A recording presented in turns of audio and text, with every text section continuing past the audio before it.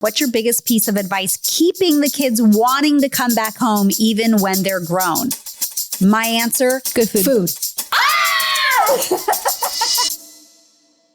Today's episode is brought to you by Last Breath, a heart-pounding survivor thriller that follows seasoned deep-sea divers as they battle the raging elements to rescue their crewmate trapped hundreds of feet below the ocean's surface. Starring Woody Harrelson, Simu Liu, and Finn Cole. Last Breath is only in theaters February 28th. Based on a true story about humanity, hope, and perseverance, Last Breath honors the selfless and resilience of a team of divers whose lives are forever changed when one of their own is trapped beneath the surface of the North Sea. You don't want to miss this race against time with an elite few who have the most dangerous job in the world. Only in theaters February 28th. Visit lastbreaththemovie.com to get tickets now.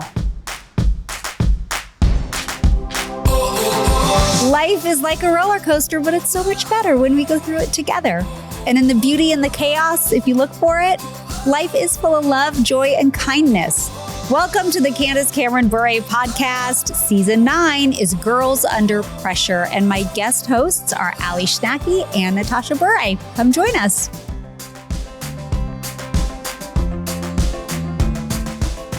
Hi, ladies. Hi. Hey. Today, we're talking about breaking up is hard to do. Breaking up could be in relationships. It could be breaking up with friendships, in school, even your parents. Mm-hmm. No, don't ever leave, guys. Don't leave.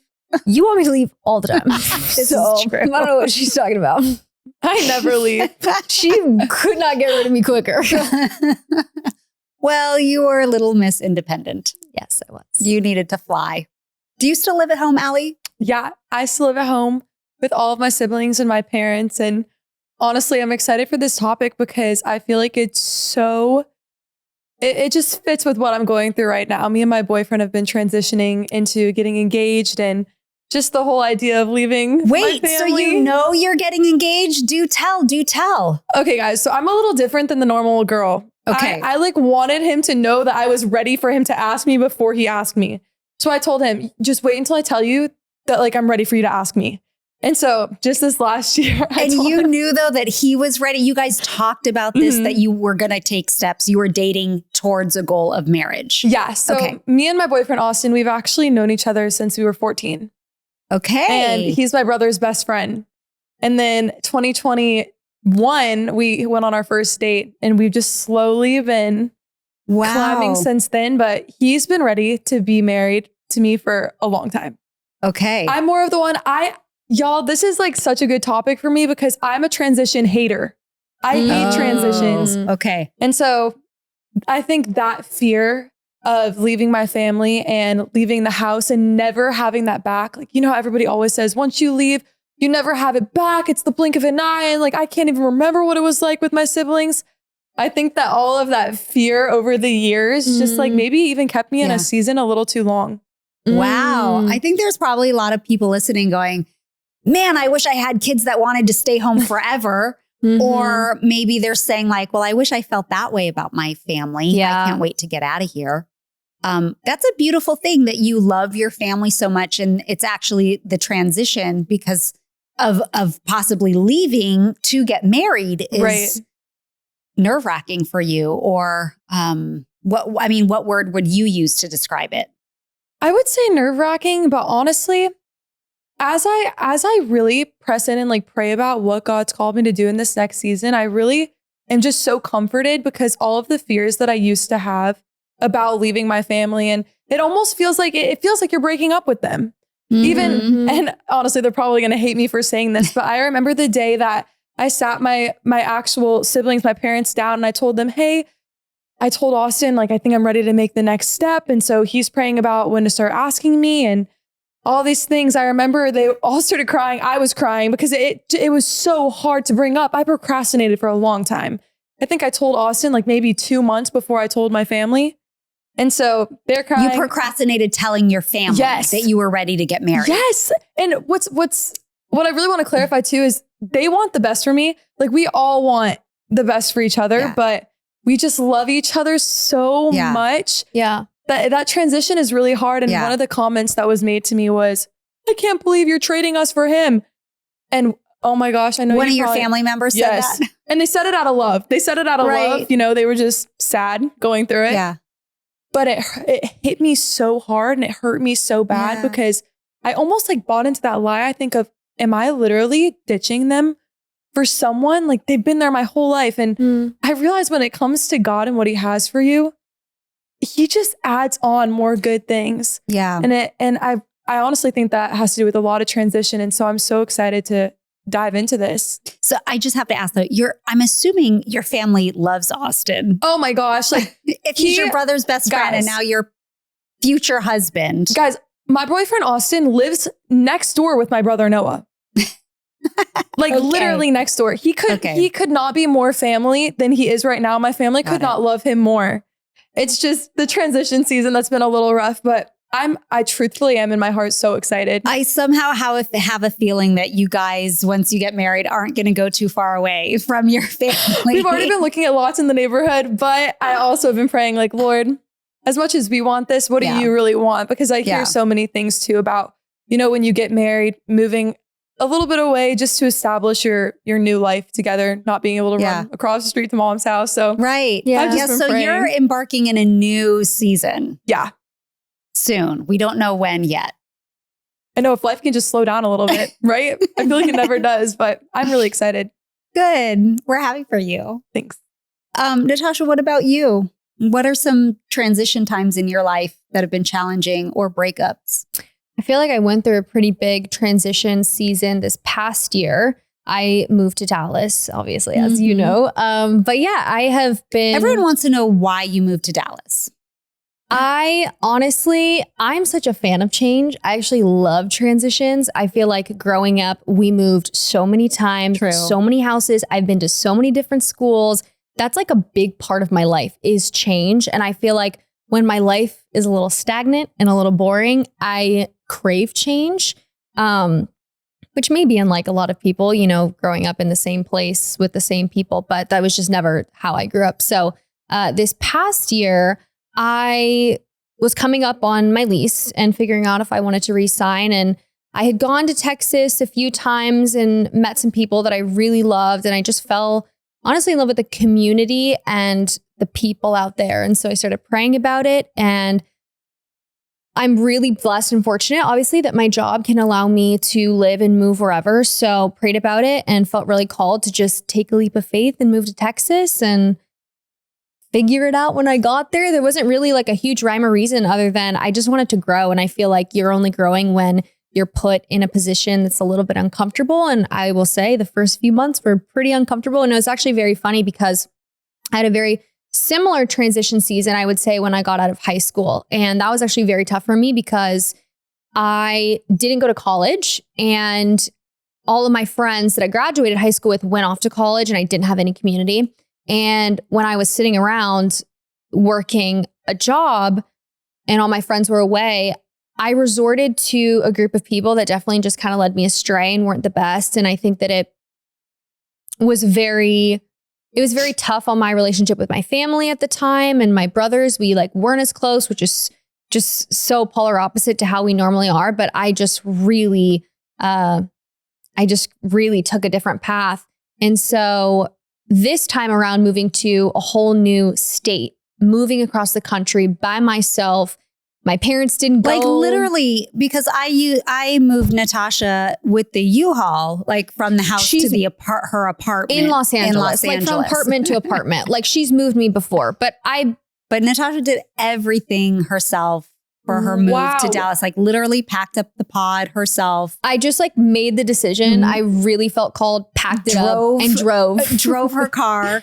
The pod got there, unloaded it by myself. An apartment. Ordered furniture. They didn't come visit me or see my place until I was like 6-7 months into living there. Yeah. So very guys, that's crazy. I know. I want you to finish your story, but I'm just going to add because of the Dallas thing. A lot of people ask me, well, how was that transition for you? Were you so sad that Natasha moved? Yeah, that's what I'm wondering.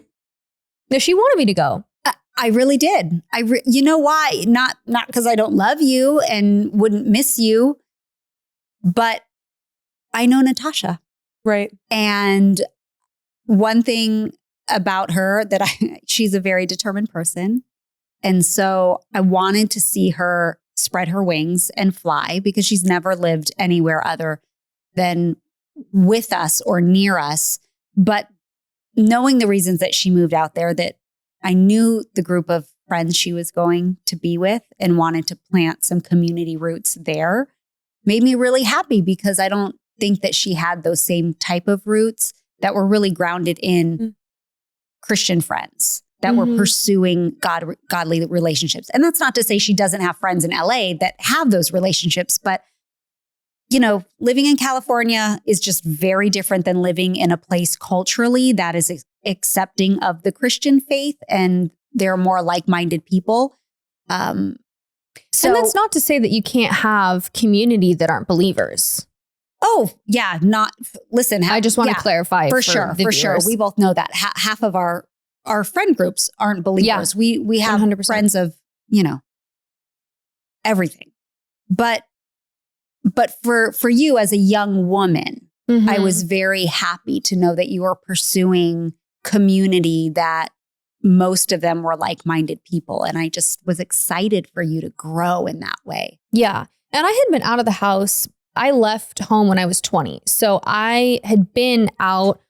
Why are you laughing? Yeah. I'm sorry, Allie. This is like when mother-daughter stuff comes in. I'm only laughing because I'm you needed to go for you and for me. Yes, no, I know. I did. I'm saying I moved out at 20 and it was within that time that I wasn't surrounding myself with the best people. And then I ended up moving home for a year because of COVID and not having a place. And then this past year when I was, figuring out if I wanted to re-up my lease, I just felt so called to go. And it's funny because I didn't really have any reason to be in Dallas. Like I don't have a job there. Right. I don't have a bunch of friends. And I remember the first 2-3 weeks that I went there, I did not meet or see a single person. I was, mind you, building my apartment again by myself because I didn't have any friends to call and help me.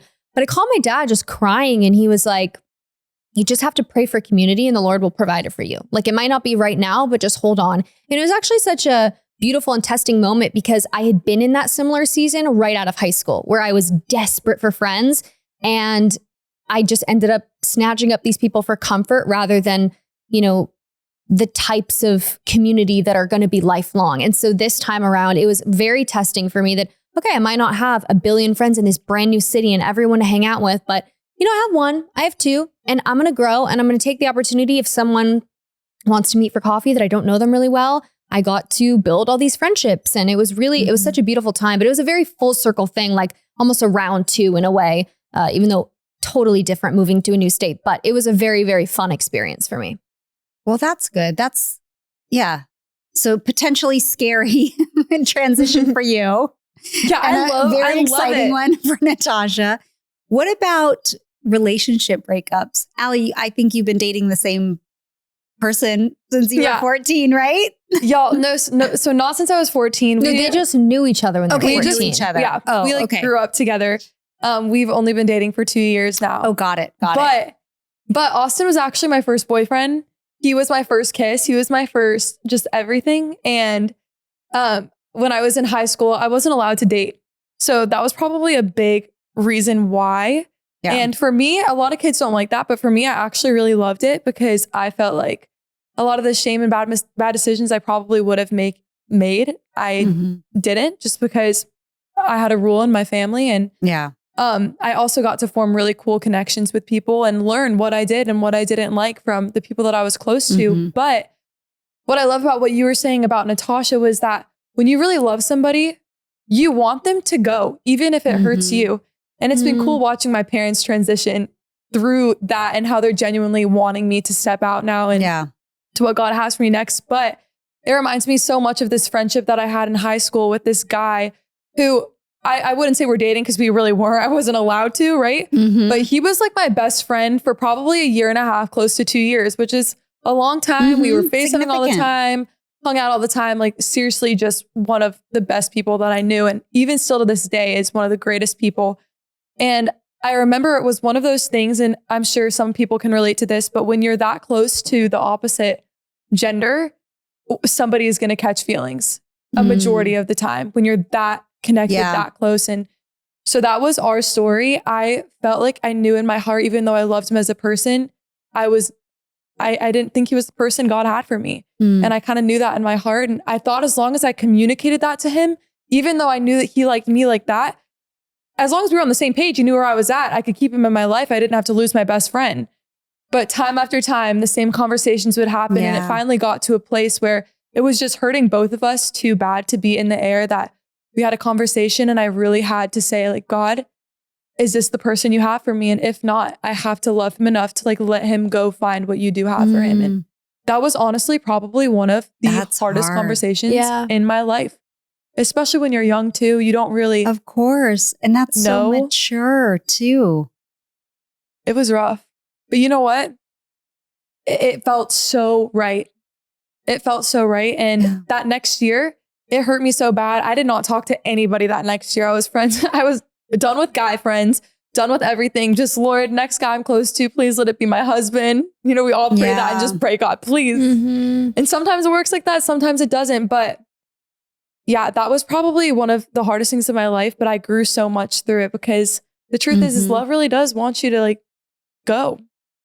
Yeah. You know? I feel pretty similarly just with my brother Lev having gotten married, which is so beautiful. And I love his wife. I truly adore her. But in the beginning, it was a little bit weird of a transition just because our family is so close. And so then to have somebody else come in and then him not be at all of our dinners or things like that, it feels weird and different. And I don't know. I think that was also a huge transition for me and something that I definitely had to work through at first.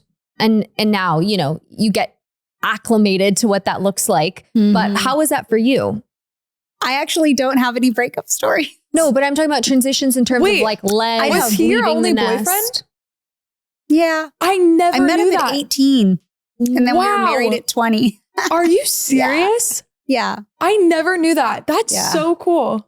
Thanks. Yeah.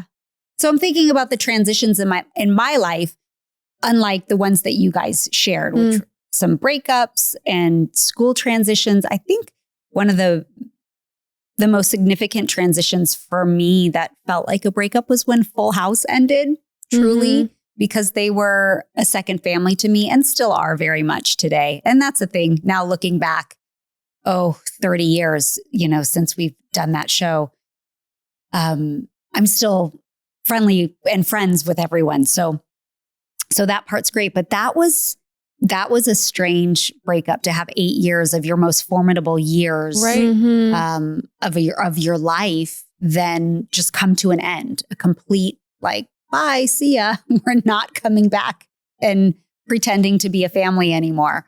Oh, that sounds so sad. Yeah, it was sad. Yeah. And there isn't a real family bond in the sense of you're not really related. So you're not obligated or there isn't necessarily an event that's going to put you all together again. But to spend every day for 8 years with a whole group of people was really hard to break up with them. And it made me sad. But that is when I met.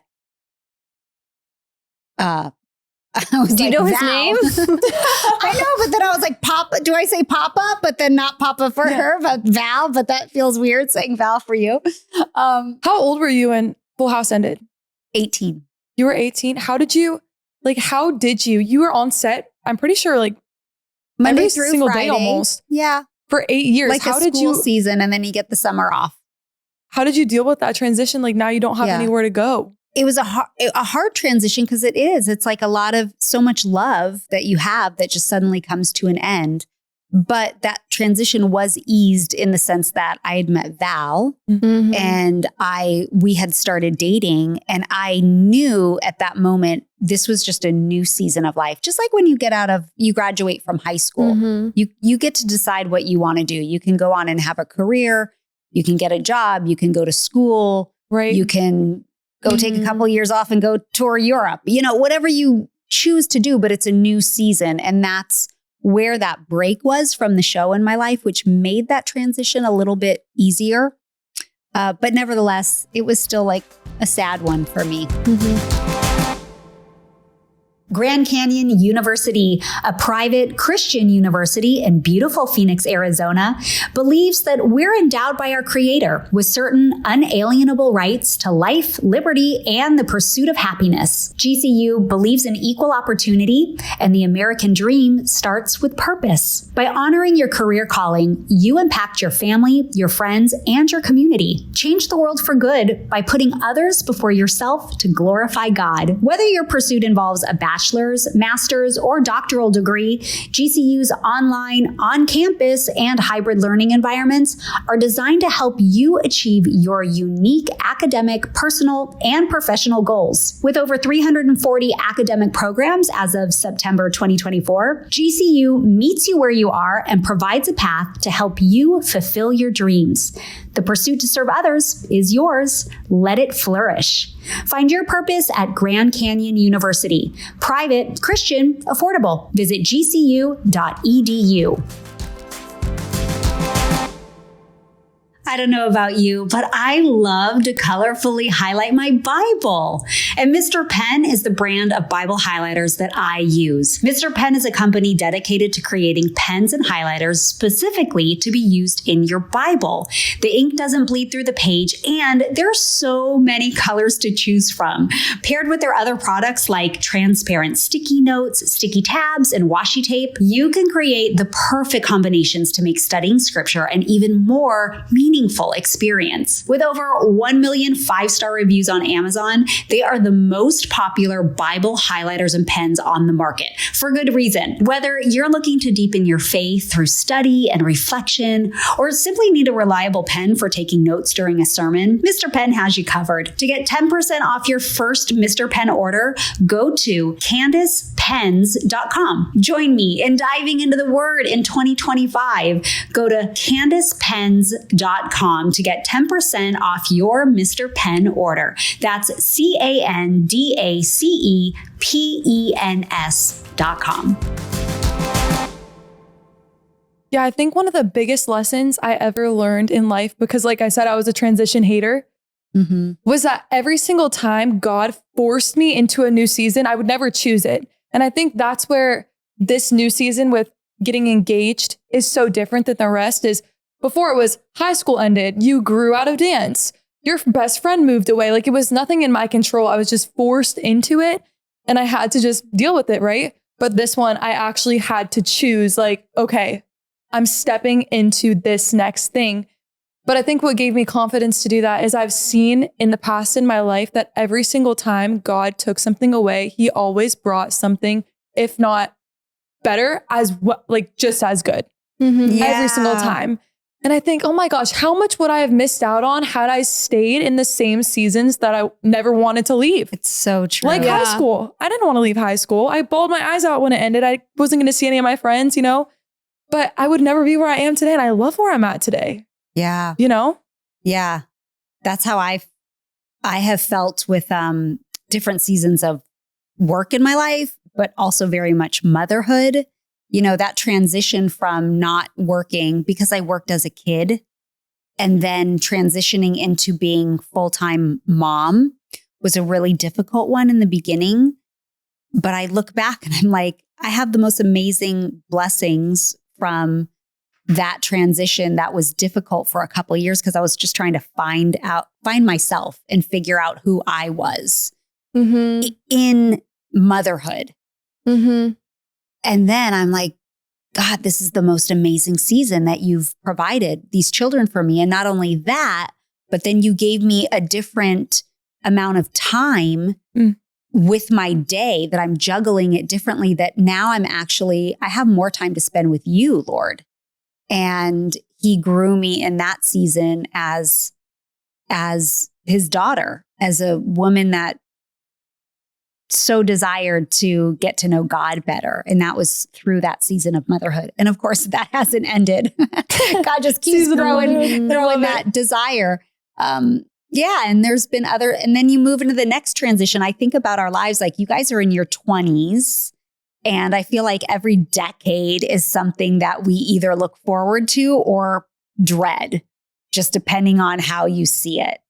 And I can honestly say that you legit could not even pay me to go back into my teenage years. I'm like, the 20s, I love them because I was raising kids, but I didn't feel nearly as good about myself or as confident or even I didn't know myself in my 20s. And when I went to that next decade, like 30s, I was like, oh yeah, this is where it's at. Like, and then now my 40s, I'm like, this is even better than my 30s. Mm-hmm. And now approaching 50, I'm certain it's just going to keep getting better. But that's in terms of, because I know who I am in God. That's the confidence. It's not because of things that I have or the circumstances or what I'm doing and not doing. It's just like, God loves me. God gives me a life that I get to pursue him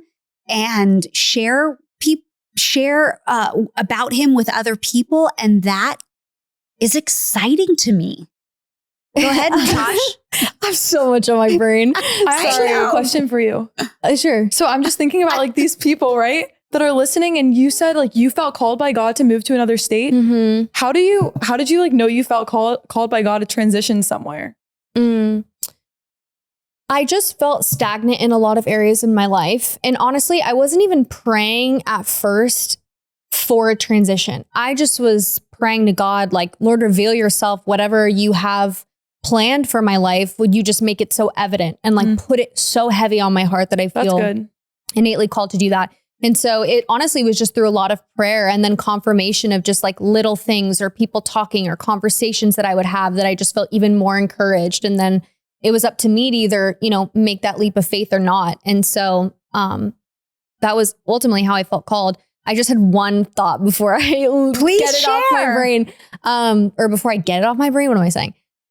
Both of you talking about even like you saying how each season of your life, it's gotten better, and you obviously being or used to be like a transition hater. I honestly have always been the opposite. Like I always want things to go faster. Like I want to get out of the season that I'm in. When I was 10 years old, I was telling my parents, like, I can't wait till I'm 18 and I can move out the house. Like literally always, like I just wanted the next phase of life.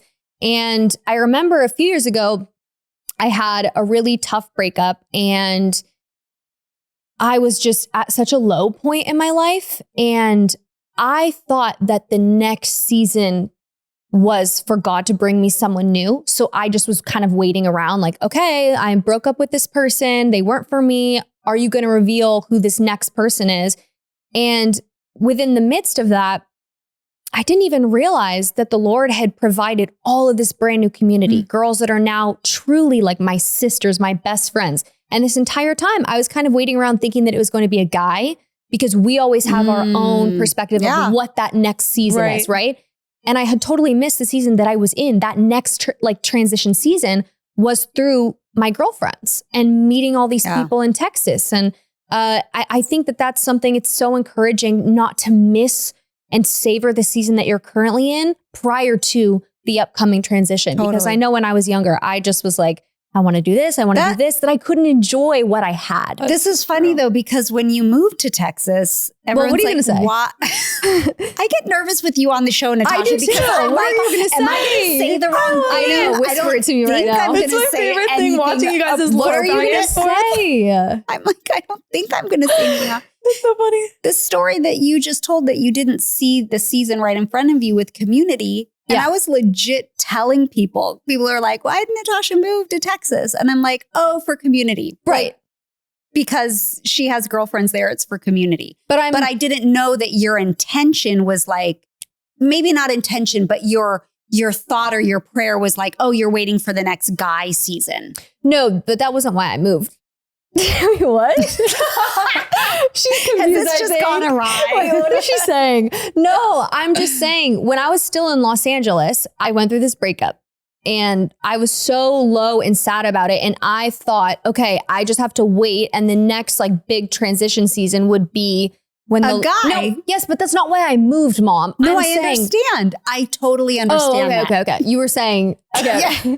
I'm so confused right now. Guys, this is perfect mother-daughter talk. So if you think you're the only one that doesn't communicate.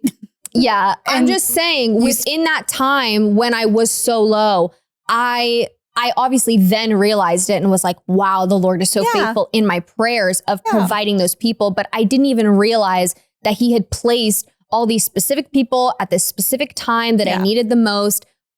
And I had it in my mind that I was expecting something else when he provided exactly what I needed. And so that's more of my point is savor the moments that you're in because the Lord is faithful in providing the things that like you need in that moment. Mm-hmm. And then when that transition period comes in that next season, then you can go on, with open arms and welcoming that. Yeah, that's wonderful. Beautiful. You know what it makes me think so much about? Just the fact that we're all running our own race at different paces. Yeah. And I think for me, like just hearing what you're talking about, it is so easy, especially when I was single and all my friends were dating, to look at all their transition seasons or when they were going to college and I did not want to go to college. I didn't know what college to go to. I didn't feel called. And to almost feel like I needed to manufacture in my own strength a transition in my life just so I could keep up with what everyone around me, my age group, people in the same social realm as me were doing so that I felt like I wasn't falling back in life.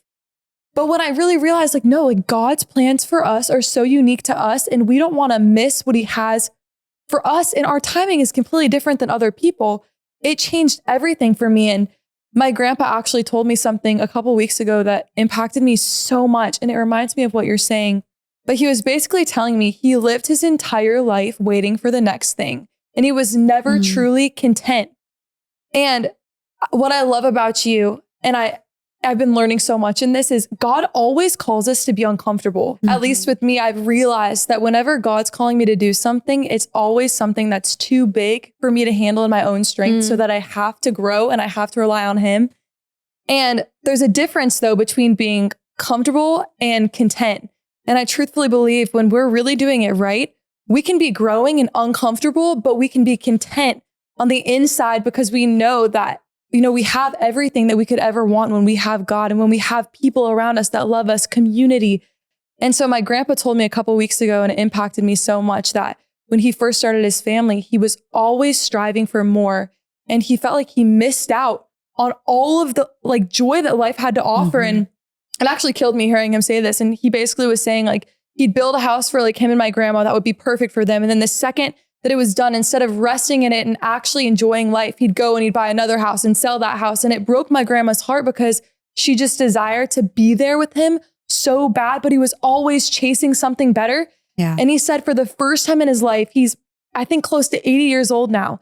He was sitting down in his little house, the smallest house they've ever had, with a little coffee and sipping it. And he said, this is the first time in my life where I feel like I've been truly content. And I've bought into the lie my whole life that I had to do more. I had to level up when really all I ever wanted was right in front of me. I just didn't take a second to really embrace it. And sometimes God calls us to seasons where everyone else is transitioning and we're really just called to embrace where he's brought us. Yeah. And that's okay. That's a great thing. It's such a good reminder. Thanks for sharing that story. Let's take a listener question. We have two today. The first is from Mary Phyllis. She says, do you have any pearls of wisdom on parenting adult children? I'm an empty nester. Well, Mary Phyllis, if you haven't watched the season on parenting, I really encourage you to watch that because we talk all about that. I would say for me, and I want to hear from you girls because I want to know what you would like your parents to know, what So you can speak on behalf of all people that are leaving the nest. But parenting adult children, what I'm learning in this season is to be a listener to my kids, to give advice when asked, or ask them if I may give advice to them if they want to hear it. Because as adults, and my kids are now mid-20s. Max is still 22. So there's even a difference in those parenting ages at 22 and 26. But my kids always know that I'm available for them and I'm here for them.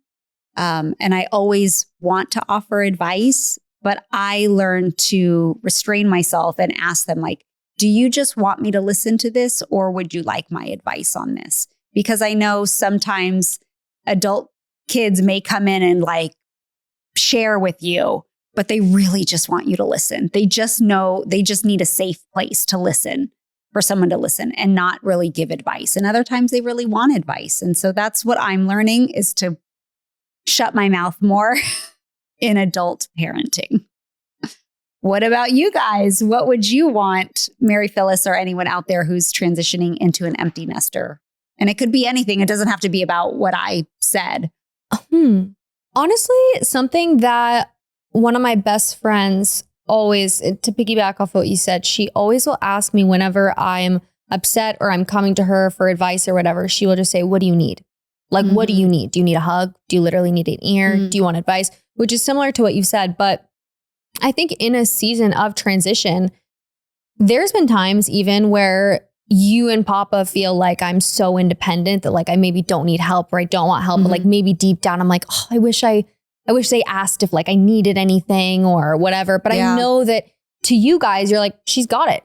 I know that you don't worry about that, but sometimes I just wish there was even like the offer or something like that. Well, Natasha, I don't mean to say that she's not. Me to hug you more? No. Do I get to hug you more? Hug it out. First of all, hug it out. She calls me the other day and she was like, yeah, whatever. I'm not going to get into this, but yeah, it's just say it. No, you're just like, I don't know what I'm allowed to do. And it's like, I what did are you say talking about? Because sometimes you scare me, Natasha. Mom, what are you talking about? I don't scare you. You don't scare me, but I'm in the season because you don't live at home and you're fully independent. I mean, you have not been dependent on us as parents since you were 18. And I mean that because Natasha's been financially independent since she was 18 years old. So when she moved out on her dime completely. And come on, Natasha. Get it, girl. Yeah. So she really, truly has been independent since she was 18. And so I value our relationship so very much that I don't ever intentionally want to say things that would upset you or irritate you. And so when I say like, oh, you scare me sometimes, I'm just saying because I want our relationship to be great. And it really is. Right. But, there's sometimes I'm still your mom and I bug you. Well, and to that point, and we had a conversation. Sorry, this is turning into family. I love it. Sorry. No, I love it. I mean, we even had a conversation the other day, or not the other day. This was like a few months ago when we were in the kitchen. And sometimes you just have to express what you need. And sometimes it can be hard because if you don't express that to your parent or your significant other, how would they know how to react? So even in like a transition season, some kids might want a hands-off parent. And they're like, just give me space. That's what I need. And then I'm like the type of person where I always act like I need space, but I don't want space from my family. But I don't feel like sometimes I feel weird being like, well, could you like hang out with me more? Or can you come do this? So sometimes it's just having that conversation asking of like, your child, what do you need? What do you need? What do you want? I think because so too. sometimes I won't, I have too much pride to say it. You know what I mean? And that's just the truth. So I think in those transition seasons or any season of life, just ask your parent and then child or parent, ask your child, like, what do you need? What do you want? Like, just tell me so we can have a better flowing relationship. I honestly think for me, one of the greatest things is just knowing that your parent trusts you to make the decisions that they've instilled in you. That trust, I think 9 out of 10 times calls you higher and actually makes you comfortable to stand on the decisions that you make. and be the person that they've literally raised you to be. And a lot of that too has to just be like reaffirming your child, like that you're proud of them, that you're proud of the decisions that they're making, who they are, who God's molding them into be. Maybe they're not, maybe like literally you're struggling with your kid right now and you're like, they are just going haywire, like running the opposite direction. I don't know what to do. Call them higher. I'm reminded so much in scripture of what God does with us. There's a story in scripture, actually, I love this, where Gideon, this man, he's hiding in a wine press and he's scared. He's known as a timid man. And an angel of the Lord appears to him and says, Gideon, mighty warrior, while he was hiding. And you know what that did? That spoke life into him and he became a mighty warrior. And I just think like we have, like we talked about in another episode, so much power to breathe life into people by the words we say. So if you're going through that season with your child, like remind them of who you believe God's created them to be, not just the position they're at right now. That's so good. Yeah. That's so good. One very quick answer, short answer on this one. Emily wants to know, what's your biggest piece of advice keeping the kids wanting to come back home even when they're grown? My answer, good food. Ah! 100%. Food. That was not planned at all. That was so good, guys. Thank you so much. We're coming back next week and we're going to be talking about our bodies and body image. Whew, it's going to be a good combo. Okay, remember, when you are under pressure, being grateful on purpose can lighten your day. So we made a simple gratitude guide for you this season with daily reminders and scripture to encourage you. Go to Candace.com to find the link, and we will also put it in the show notes. Until next time, be grateful all day, every day.